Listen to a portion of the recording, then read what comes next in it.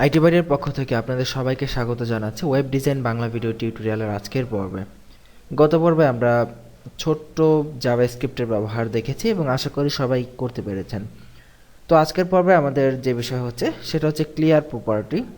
এটা হচ্ছে সিএসএস এর অত্যন্ত ইম্পর্ট্যান্ট একটি প্রপার্টি এবং অধিকাংশ জায়গায় আমি দেখেছি বাংলাদেশে ইভেন অনেক শিক্ষা প্রতিষ্ঠানগুলোতেও এই প্রপার্টিটা শেখানো হয় না, কিন্তু আমি জানি না কেন শেখানো হয় না, বাট এটা খুবই ইম্পর্ট্যান্ট একটা প্রপার্টি। এবং আপনি যদি নেট থেকে কোনো কোড দেখেন বা বিভিন্ন জায়গায় কোনো কোডিং দেখেন, দেখবেন যে ম্যাক্সিমাম জায়গাতে ক্লিয়ার প্রপার্টিটা ইউজ করা হয়।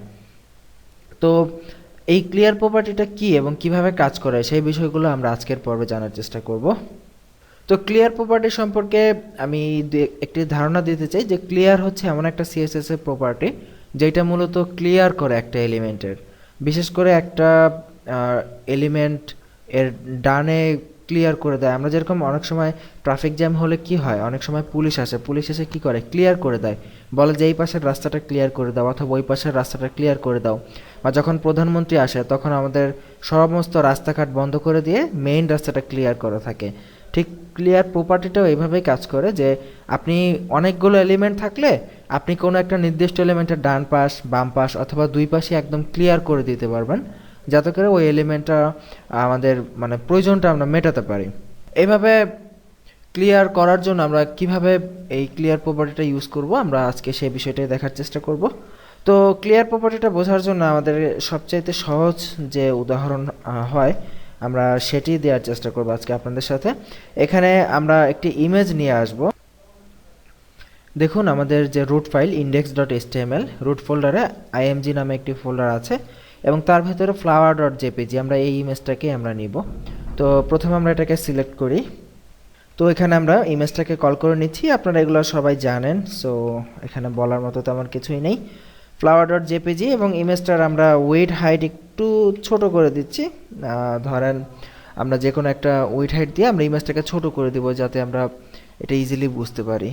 তো এখানে আমরা যে কোনো একটা ওয়েট দিয়ে দিই, ধরেন 85 বা 100 দিয়ে দিই, 100 পিক্সেল, এবং এখানে হাইট দিয়ে দিই ধরেন 85 পিক্সেল।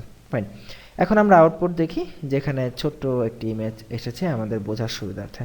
এইখানে এখন আমাদের মেইন জিনিসটা করতে হবে, প্যারাগ্রাফ নিতে হবে এবং আমরা দুইটা প্যারাগ্রাফ নিব যাতে করে আপনারা ক্লিয়ারলি বুঝতে পারেন। তো আমরা লরাম ইপসামে চলে যাচ্ছি আমাদের প্যারাগ্রাফ নেওয়ার জন্য।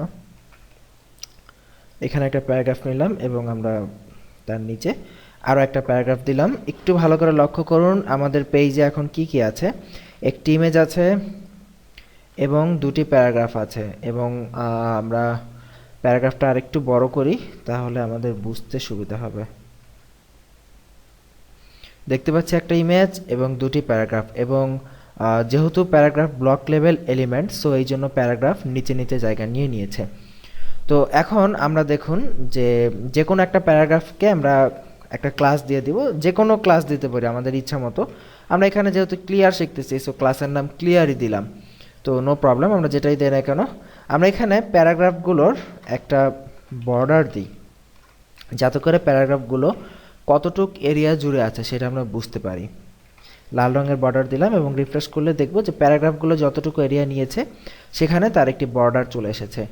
তো এখন হচ্ছে আসল জিনিস, দেখুন এখানে প্রথম প্যারাগ্রাফটার কিন্তু কোনো ক্লাস নেই, বাট সেকেন্ড প্যারাগ্রাফটার ক্লিয়ার নামে একটি ক্লাস আছে। তো এখন আমরা যদি এই ইমেজটাকে, আমাদের যে ইমেজটা আছে, ইমেজের যদি ফ্লোট লেফট করি এবং রিফ্রেশ করি, আমরা দেখতে পাবো ইমেজের ফ্লোট লেফট হয়ে গেছে এবং এটি প্যারাগ্রাফের উপর চলে এসেছে। তার মানে হচ্ছে যে প্যারাগ্রাফ দুটো ইমেজের সাথে বামে ঢুকে গেছে একসাথে। এবং এই ফ্লোটের ব্যবহারে কিন্তু আপনারা আগের টিউটোরিয়ালেও দেখেছেন যে ফ্লোট ব্যবহার করলে কি হয়, যে একটার উপর আরেকটা উঠে যায় এবং বামে চেপে যায়। ঠিক এখানেও একই ঘটনা ঘটেছে যে ফ্লোট ব্যবহার করার ফলে আমাদের এই টেক্সটের উপরে ইমেজ উঠে গেছে এবং ইমেজ বাম পাশে চলে গেছে। তো যেহেতু ফ্লোট ব্যবহার করার ফলে এরকম ঘটনা ঘটলো, তো এখন এই মুহূর্তে আমরা অ্যাকচুয়ালি কি করতে পারি, তাই না? তো এই মুহূর্তে আমরা যদি সেকেন্ড প্যারাগ্রাফটার, আমাদের বোঝার খাতিরে সেকেন্ড প্যারাগ্রাফটার যদি আমরা বাম পাশটাকে ক্লিয়ার করে দেই, যেহেতু সেকেন্ড প্যারাগ্রাফটার বাম পাশে ইমেজ ঢুকেছে, এই ক্ষেত্রে যদি আমরা সেকেন্ড প্যারাগ্রাফটার বাম পাশটাকে ক্লিয়ার করে দেই তাহলে কিন্তু এই প্যারাগ্রাফের বামে একদম ক্লিয়ার হয়ে যাবে এবং প্যারাগ্রাফটা নিচে চলে আসবে। ঠিক এই কাজটাই করব আমরা। এখন আপনিই বলুন, আমরা কিন্তু সিএসএস সিলেক্ট করা নিয়ে অনেক অনেক কথা বলেছি আগের পর্বগুলোতে, টিউটোরিয়াল ভিডিও আছে আলাদা সিএসএস সিলেক্ট করা নিয়ে। এখন এই সেকেন্ড প্যারাগ্রাফটা যদি আমরা সিলেক্ট করতে চাই তাহলে কিভাবে সিলেক্ট করতে পারি? আমরা দুইভাবে সিলেক্ট করতে পারি। সরাসরি এখানে আমরা ডট দিয়ে আমরা ক্লিয়ারকে এভাবে সিলেক্ট করে দিতে পারি, এবং এছাড়াও আমরা যেহেতু এই ক্লিয়ারটা প্যারাগ্রাফের মধ্যে আছে, আমরা প্যারাগ্রাফ ডট ক্লিয়ার এইভাবে কিন্তু প্যারাগ্রাফকে সিলেক্ট করতে পারি আমাদের ইচ্ছা মতো। সো আমরা এইভাবে সিলেক্ট করলাম এবং এইটাই বেটার। তো এখন এটাকে দেখুন, আমরা ক্লিয়ার প্রপার্টি দিচ্ছি এবং ক্লিয়ার লেফট, তার মানে হচ্ছে যে বাম পাশের যে প্যারাগ্রাফটা আছে সেই প্যারাগ্রাফটার বাম পাশ ক্লিয়ার থাকবে, মানে নিচের প্যারাগ্রাফটার বাম পাশ ক্লিয়ার। রিফ্রেশ করি, দেখুন নিচের প্যারাগ্রাফটার বাম পাশ সে ক্লিয়ার করে রেখেছে। সো প্রথম প্যারাগ্রাফটার কিন্তু কোনো ক্লিয়ার ইউজ করা হয়নি, সো সে ওই ইমেজের সাথে ফ্লোয়েট লেফট অবস্থাতে আছে। বাট সেকেন্ড প্যারাগ্রাফটাতে আমরা ক্লিয়ার লেফট ইউজ করার কারণে এটা বাম পাশকে ক্লিয়ার করে দিয়েছে। ঠিক একই কাজ যদি আমরা ইমেজকে যদি ফ্লোয়েট রাইট দিই এবং রিফ্রেশ করি, দেখব ইমেজটা ডান দিকে ঢুকে গেছে। কারণ কি? কারণ হচ্ছে দ্বিতীয় প্যারাগ্রাফের কিন্তু বাম পাশ ক্লিয়ার, কিন্তু ডান পাশ কিন্তু ক্লিয়ার করা হয়নি। এই জন্য দ্বিতীয় প্যারাগ্রাফটাও ইমেজের নিচে ঢুকে গেছে। তো এটাকে ক্লিয়ার করার জন্য আমরা যদি সেকেন্ড প্যারাগ্রাফটাকে ক্লিয়ার রাইট দেই তাহলে দেখব এটা ডান পাশটা টোটালি ক্লিয়ার হয়ে গেছে। এখন শুধু এইটাই না, আপনি যা কিছুই ট্রাই করেন না কেন, কোনো অবস্থাতেই এই প্যারাগ্রাফের উপরে কোনো কিছুকে ঢোকানো যাবে না, এটা ডান পাশ অলওয়েজ ক্লিয়ার থাকবে। এবং ক্লিয়ারের আরেকটি প্রপার্টি হচ্ছে ক্লিয়ার বোথ ইউজ করলে যেটা হবে যে ডান পাশ বাম পাশ দুই পাশই অলওয়েজ ক্লিয়ার থাকবে, এবং এই এলিমেন্টটার জায়গা যতটুকুই হোক না কেন এইটার ডান পাশ বাম পাশ দুই পাশের এরিয়াটাই অলওয়েজ ক্লিয়ার অবস্থায় থাকবে। তো এই হচ্ছে মূলত ক্লিয়ারের মেইন থিম, যে ক্লিয়ার লেফট, ক্লিয়ার রাইট এবং ক্লিয়ার বোথ।